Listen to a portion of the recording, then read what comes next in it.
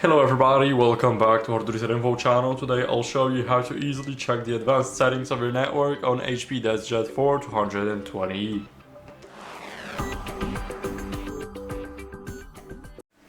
So first open up the HP Smart app, now click on the DeskJet right here and scroll a bit down until you guys see the advanced section right at the bottom. Now click advanced settings and you'll be redirected to this little site right here. Now what you guys need to do is open up the network. So now scroll down until you guys see advanced settings right here. And here you will see the Bonjour, the LLMNR, and the port 900 printing, Microsoft Web Services, and the advanced DHCP settings. So here we have the Bonjour. We can here enable it, we can change the service name and the domain name. Now here we can also change the highest priority service. So moving on, what we have next is the LLMNR. So basically it's a link local multicast name resolution. So it basically will allow the both addresses IPv4 and IPv6 to perform name resolution on the same link. So here we can either disable that or enable that. It's totally up to your preference. Now moving on, what we have next is, let me show you.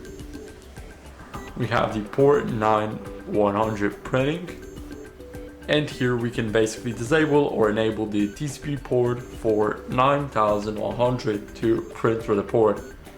So now let's move on to the next one. Here we need to go to advanced settings. Now we have the Microsoft Web Services. And here we can basically disable or enable the Microsoft WS Discovery, WSD Print, and WSD Scan. So here, let's say I want to disable both of them. Now I'll just click apply and those settings will be applied to my printer.